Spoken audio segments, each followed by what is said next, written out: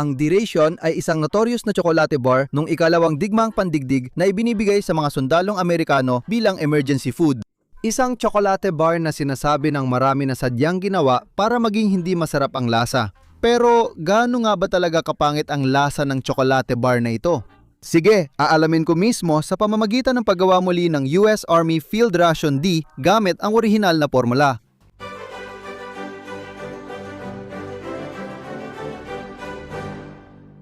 Simula nang gawin ko ang una kong World War II video dito sa channel, 4 na taon nang nakalipas, gusto ko na talagang subukan ng D-Ration. Maalamat ito. Bago ito nakilala bilang D-Ration, tinawag muna itong Logan Bar. Ipinangalan kay Kapitan, naging Koronel, Paul Logan na nanguna sa paggawa nito. Na-inspire siya ng isang naunang rasyon noong 1932 na para sa mga kabalyerya, isang 12 onsa na tsokolate bar na halos gawa lang sa tsokolate, asukal at peanut butter. Talagang masarap pero lubos na pumalpak bilang isang emergency ration. Una, dahil sa mataas na taba at asin, madaling mauhaw ang kumakain at mabilis din itong mapanis sa ilang buwan. Dahil sa kabiguang ito, si Kapitan Logan habang nasa subsistence school ng Army sa Chicago ay gumawa ng bagong chocolate ration na madaling dalhin, mataas ang calories, matagal masira at hindi natutunaw sa bulsa ng sundalo. Sa huli, humingi siya ng tulong kay Samuel F. Hinkle, punong kimiko ng Hershey Company at henyo sa likod ng Hershey Syrup at Mr. Goodbar.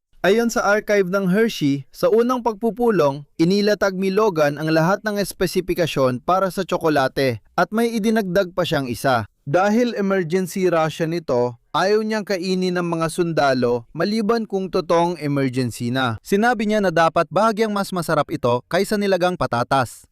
Kaya, ayon sa mga tagubiling iyon, si Samuel Hinkle ang bumuo ng reseping ito na may kasamang tsokolate plain, sucrose, asukal, skimmed na pulbos na gatas, dagdag na cocoa fat, raw oat flour, vanillin na siyang lasa ng vanilla. Kalaunan, nagdagdag sila ng thiamine hydrochloride o vitamina B1. Bibigyan ko kayo ng eksaktong dami sa gramo para tama ang sukat. Kaya nitong makagawa ng 4 na onsa na bar. Ang kakailanganin mo ay 160 gramo ng unsweetened na tsokolate, 160 gramo ng asukal, 70 gramo ng powdered non-fat milk, 30 gramo ng taba ng kakao na kilala rin bilang cocoa butter. Siguraduhin food grade ang kukunin mo dahil marami dyan para sa makeup. Pagkatapos, 20 gramo ng oat flour. Ito ang dahilan kung bakit hindi natutunaw ang tsokolate bar na ito. Kalahating gramo ng vanillin powder, isang sangkap na malamang ginamit noon.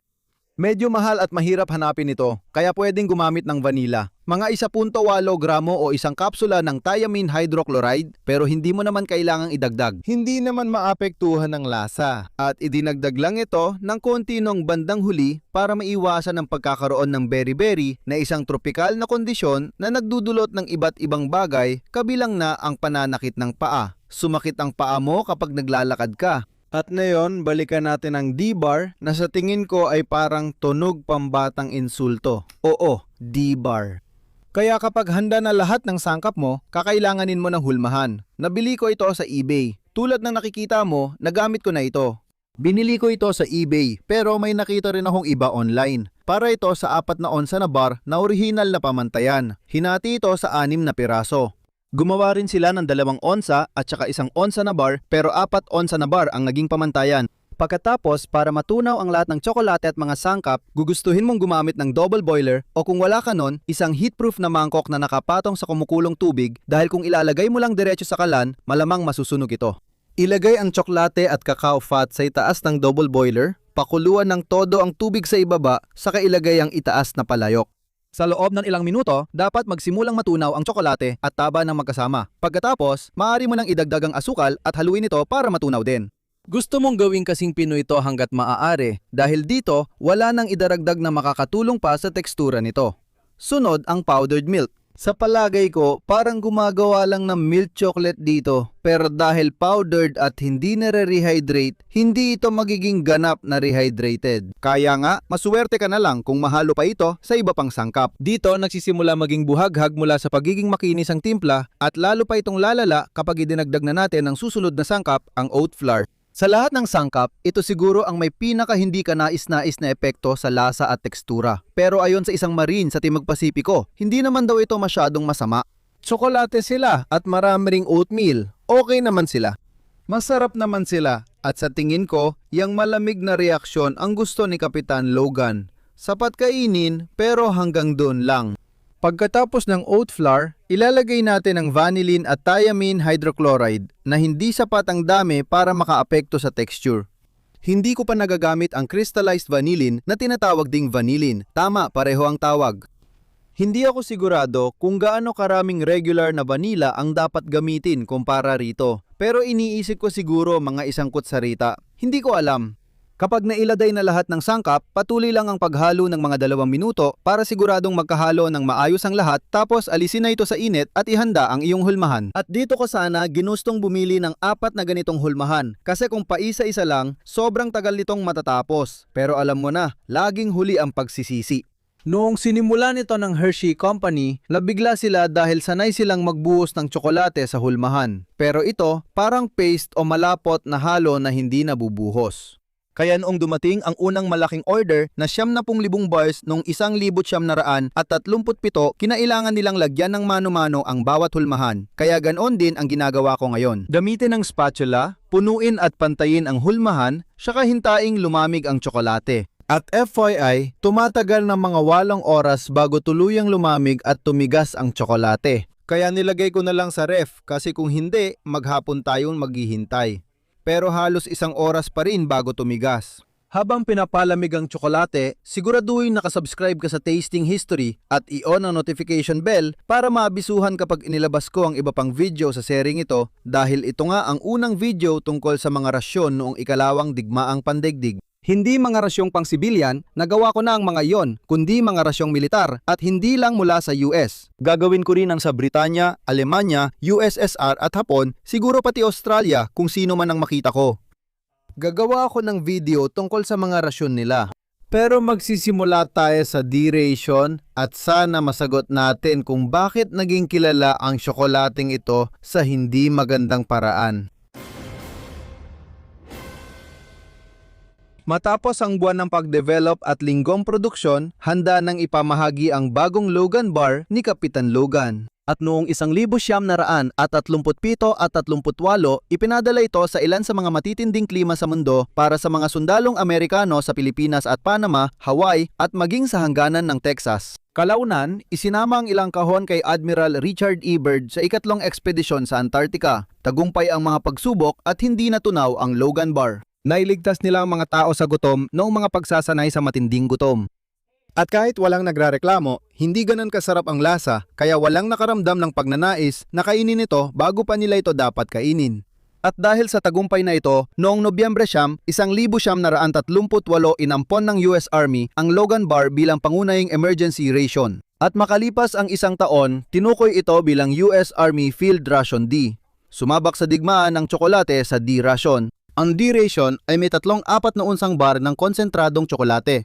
Layunin nitong magbigay ng sustansya sa mga sundalo sa panahon ng hirap, stress at kapag pansamantalang napuputol ang ugnayan sa mga pinanggagalingan ng supply. Layunin din nito na bigyan ng dagdag enerhiya ang tropa kapag tuloy-tuloy ang labanan at walang regular na oras ng pagkain. Noong una, ang tsokolate bar ay binalat sa aluminium foil pero nagkulang agad ang aluminium nang magsimula ang digmaan. May pangamba na gaya noong unang digmaang pandaigdig, gagamitin muli ng magkabilang panig ang mustard gas at chlorine gas. Para maprotektahan sa kontaminasyon, gumamit sila ng waterproof na pambalot na cellophane para sa rasyon. Inilagay ang tsokolate sa karton na kahon na may wax, nakalimbag ang mga sangkap, calories, 600 kada bar at tagubilin kung paano kainin.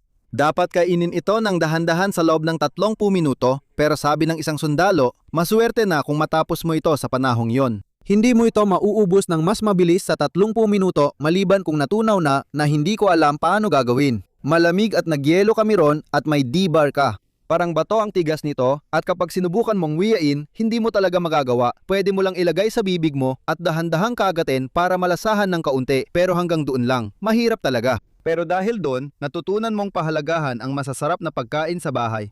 Isa pa na mukhang mas nakakatakam na paraan ng pagkain nito ay nakasulat din sa kahon na sinasabing pwede itong tunawin sa pamamagitan ng pagdurog at paghalo sa isang tasa ng kumukulong tubig kung gusto mo itong gawing inumin. Ganyan ito kinokonsumo ni William Abel nung nasa European Theater siya. Sa rasyon namin, may matigas na tsokolate na candy. Kinukuha namin ang kutsilyo, kinakayod sa canteen cup, nilalagyan ng tubig at nagiging masarap na mainit na tsokolate. Halos araw-araw naming ginagawa ito. Nang sumali ang US sa digmaan, natutunan ng Hershey kung paano gawing automatiko ang paggawa ng tsokolate kaya nakakagawa sila ng 100,000 piraso araw-araw. At pagdating ng pagtatapos ng digmaan, nakakagawa na sila ng 24 na milyon kada linggo. Pero hindi lang sila ang gumagawa nito. Sumunod ang ibang kumpanya ng tsokolate at gumawa rin ng tsokolate bar na bahagyang iba ang resipe. Isa sa mga pagbabago ay ang laki nito dahil nagsimula ito bilang 4 na onsa na tsokolate bar pero gumawa rin sila ng 2 onsa na bar at yon ang isinama bilang bahagi ng K-ration. Ang mga ito ay mga koleksyon ng mga nakaimbak na pagkain na imilaan para sa mga emerhensya. Mga pagkain tulad ng delatang karne, pasas, peanut butter, pemmican, chewing gum, bouillon powder, sigarilyo at ilang matitigas na candy o ang 2 onsa na D-ration. Habang tumatagal ang digmaan, binago nila ang orihinal na D-ration. Halimbawa, kung nasa Pacific Theater ka, pwede mong makuha ang tropical version na walang oat flour at mas masarap kaysa sa regular na D-ration. Ang problema sa mga ito, mabilis silang mag-bloom. Yun yung puting bagay sa labas ng Easter candy mula noong nakaraang taon. Akala ng mga sundalo ay amag, kaya tinatapon nila ito. Kaya kailangan nilang ilagay sa pakete na ang pag-iimbak ay pwedeng magdulot ng pamumuti sa tsokolate pero hindi ito nakaapekto sa kalidad. Ang mas masarap na tsokolate ay naging bihira hanggang matapos ang digmaan, kaya karamihan sa mga sundalo ay sa D-bar lang sila umaasa para maibsan ang pagnanasa sa matatamis. Kahit noon, hindi ito gumana. Hindi mo nakukuha ang sapat na asukal. Binigyan ka lang ng D-bar na dapat itabi kapag naubusan ng pagkain. Espesyal itong tsokolate na tinanggalan ng tamis, kaya hindi matamis. Parang kumakain ka ng kandila. Si Robert W. Miller, isang sundalo, ay labis na nainis sa mga bar na ito kaya matapos ang digmaan, sinabi niyang ayaw na niya ng tsokolate habang buhay. Mayroon kang Class A ration, Class B, Class C na emergency ration, tapos ang Class D ay emergency ration din, na isang tsokolate bar na gawa sa tropical na tsokolate. Hindi mo ito matutunaw. Para makain yon, kailangan mo munang kudkurin. Diyos ko, ang pangit ng lasa, parang bato. Pwede ko pa ihagi sa kalaban at mapatay sila. Yon lang kinain ko ng ilang panahon. Pagbalik ko, hindi na ako makakain ng tsokolate. Talagang nakakalungkot. Habang marami ang nagrareklamo sa D-ration, may iba namang natuwa dahil ito ang nagpanatili ng kanilang buhay na siyang layunin nito. Para bigyan ka na makakain kapag talagang wala ng ibang pagpipilian. Tulad ng sinabi ng isang sundalo na noong Battle of the Bulge, naipit sila ng 3 araw at nabuhay lang sa kaunting keso at isang emergency na tsokolate bar. Isa sa mga pinakakilalang kwento ng kaligtasan noong digmaan na ginawang pelikula pa nga ay tampok ang D-ration pero hindi nito naabot ang tunay nitong potensyal. Kita mo, noong Mayo 1943 at 43 ang bomber ni Louis Zamperini ay nagkaproblema sa makina at bumagsak sa karagatan 850 milya timog ng Oahu. 3 lang sa 11 tripulante ang nakaligtas sa pagbagsak at nakasakay pa sila sa 2 inflatable na mga balsa. Sa 2 balsa may 6 na tsokolate at 8 lata ng tigkalahating pintang tubig kami. Ang mga tsokolate ay ginawa para sa kaligtasan, malalaki at hinati sa 6 na bahagi. Siyang nagbahagi ng tsokolate para makakuha ang bawat isa araw-araw at tumagal ito ng 1 linggo. Kinagabihan, natulog silang lahat at paggising kinabukasan, sabik silang kumain ng tsokolate sa almusal. Pero nawala na ito. Lahat ng tsokolate ay nawala na. At yun ay dahil isa sa 3 lalaki, si McNamara, ang kumain ng 6 na tsokolate noong gabi. Nakakagulat, hindi siya agad itinapon sa dagat noon dahil umaasa silang maliligtas sila sa loob ng ilang araw. Sa kasamaang palad, hindi yon ang nangyari. Umabot ng 47 araw. 47 araw silang nabuhay gamit lang ang tubig ulan, pagkain ng 2 albatros na nahuli at ilang isda na nakuha gamit ang albatros bilang pain. 47 araw ng mga bagyo, tuloy-tuloy na pag-atake ng mga pating, muntik nang mamatay sa gutom at maging pinaputukan pa ng isang eroplanong pandigma ng Hapon. Sa ika-33 araw namatay si McNamara matapos kainin lahat ng tsokolate. At noong ika-47 araw lang nakarating ang dalawa pa sa Marshall Islands, ngunit agad din silang nahuli ng mga Hapones. Pagkatapos, pinadala sila sa kampo ng mga bilanggo ng digmaan na halos kasing sama ng nasa balsa. At pagdating sa mga kampo ng bilanggo ng digmaan, isa rin ito sa mga lugar na pwedeng makuha ang D-ration. Kadalasan ito ay sa Europa, sa mga kampo ng bilanggo ng digmaan ng Alemanya. Habang nasa kampo, naalala ni Francis Flynn na isang beses lang kami nabibigyan ng maliit na mangkok ng sopas na repolyo o patatas bawat araw. Dati kaming nakakatanggap ng karsela mula Red Cross buwan-buwan na may tsokolate, gatas na pulbos, crackers at sigarilyo. Kukunin namin ang tsokolate, hihiwa-hiwain, ihahalo sa gatas na pulbos, tapos gagawa ng whipped cream mula sa natirang gatas na pulbos. At ilalagay namin yon sa ibabaw at napakasarap talaga. May isang bilanggo na naalala ang pagtakas habang sa pilitang nagmamarsa mula sa isa sa mga kampo ng bilanggo ng digmaan ng Alemanya kasama ang isa pa. At ang tanging pagkain na dala nila ay isa sa mga D-bar na ito. At pagkatapos ng ilang araw ng gutom, nakita ng isa sa kanila ang ilang suso sa parang kanal at nagdesisyon na kailangan nating kumain, kaya kainin na lang natin ang mga susong ito. Kaya kinain nila, pero sobrang nandidiri sila na hindi nila mapanatili sa tiyan. Kaya sabi nila, sige, kaya natin to sa tulong ng D-bar. Kumuha tayo ng kaunting tsokolate at kainin natin, parang may tsokolating balot na suso tayo. Kaya siguro, ang sagot kung gaano talaga kasama ang D-ration ay depende sa sitwasyon kung kailan mo ito kinakain. Kung may ibang pagkain ka, oo, malamang hindi ito kagandahan. Pero kung nagugutom ka na at wala ka ng ibang makain, malamang ito na ang pinakamagandang bagay na maiisip mo. At yun talaga ang layunin nito. Kumain lang kapag gutom na gutom ka na. Kakakain ko lang ng tanghalian mga 2 oras nang nakalipas, kaya hindi ako masyadong gutom. Kaya hindi ko alam ang may isip ko sa World War II D-ration na ito. Kapag matigas na ang tsokolate bar, pwede mo na itong alisin sa hulmahan at kainin. Heto na ang D-ration ng World War II. Kaya hindi ko alam ang tamang paraan ng pagkain nito, lalo na nung una. Susubukan kong baliin ito. Alam mo, parang may guhit ito. Oh. Sige. Kaya hindi naman, matigas siya, pero hindi kasing tigas ng inakala ko. Kaya makikita mo, sobrang magaspan na siya sa loob. Tikman natin.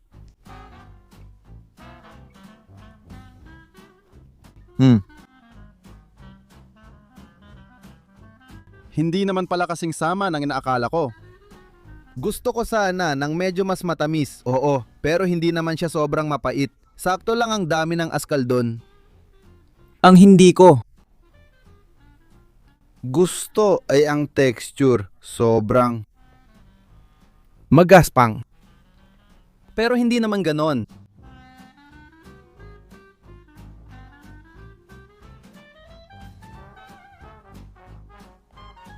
Hindi naman sobrang pangit. Parang may mali lang talaga dito. Ang totoo, kakagawa ko lang ng mga ito. At sigurado ako na kung pababayaan ko lang ito ng ilang buwan, baka tumigas pa at lalong hindi masarap kainin. Siguro itatabi ko muna ng kalahating taon at susubukan ulit pagkatapos. Pero hindi naman ito masama. At ito ang dapat nilang ginamit. Ngayon siguro gaya na sinabi ko, iba-ibang kumpanya ang gumagawa ng mga ito. At ginawa nila ito sa magkakaibang espesipikasyon. Pare-pareho ang binigay na espesipikasyon pero hindi nila ito ginawa ng pareho. Kung titingnan mo ang mga totoong larawan noon, mapapansing hindi talaga sila magkapareho. At ang ilan sa kanila ay halos sobrang itim na kayumanggi na parang itim na ibig sabihin ay malamang na napakakaunti kung meron man ang asukal doon. Kaya sobrang mapait ang mga iyon, parang kumakain ka ng purong cocoa powder na hindi talaga masarap. Gusto ko sanang durugin ng ilan dito at subukan gumawa ng mainit na tsokolate. Kaya gagamit ako ng kutsilyo para durugin ito at ilalagay sa isang tasa. Tapos bubuhusan ng kumukulong tubig. At ayun na. Hindi ito isang tasang may R2-D2 na akma sa panahong yon, pero pwede na rin. Subukan natin.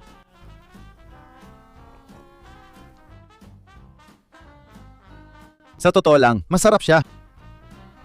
Mas maraming tubig kaysa tsokolate. Sobrang nailagay kong tubig kaya medyo malabnaw. Pero nakikitito ko na magiging masarap talaga ito kasi nawawala yung buhaghag na texture. Parang lasa ng mainit na tsokolate. Ewan ko, alam mo, ang totoo, kung titingnan mo yung mga sinabi ng mga tao noon tungkol dito, hindi naman lahat masama. May ilan na nagsasabing, oo, ayos lang itong tsokolate na to. At ang nakakatuwa, yung lolo ko ay may ilan sa mga ito at ikinuwento niya sa akin nung bata pa ako. Sa pagtatapos ng digmaan, dumaan siya sa Alemanya. Gusto kong sabihin, papuntang Frankfurt. At namimigay siya ng mga tsokolate na ito dahil hindi siya naninigarilyo. Kaya lahat sila nakakakuha ng sigarilyo mula sa kanilang mga pakete. Ipinapapalit niya ang mga iyon ng tsokolate hindi para sa sarili, kundi para ibigay sa mga batang Aleman at minsan pati sa mga batang Belgian. At sabi niya, talagang gustong-gusto nila yon dahil muli nakadepende talaga sa sitwasyon mo. Sing sarap ba ito ng Belgian o German chocolate na yon? Syempre hindi. Pero kapag nagugutom ka, kapag ang buong bansa mo ay wasak na at masuwerte ka na kung makakuha ka ng patatas, kahit ordinaryong tsokolate ay napakasarap na. Gustong gusto ko ang mga kwento niya na tinatawag niyang munting Fräulein.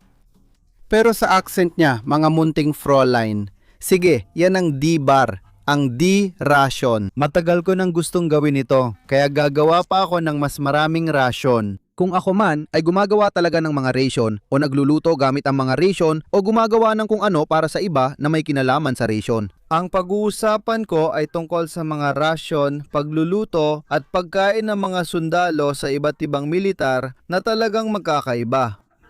Kaya sa loob ng susunod na 1 o 2 taon, yung huli nga inabot ako ng halos 2 taon gawin at hindi ko pa rin natatapos yung Homefront series. Samahan niyo ako sa susunod na mga 2 taon habang gumagawa ako ng mga video na ito. Magkikita tayo sa susunod na episode ng Tasting History.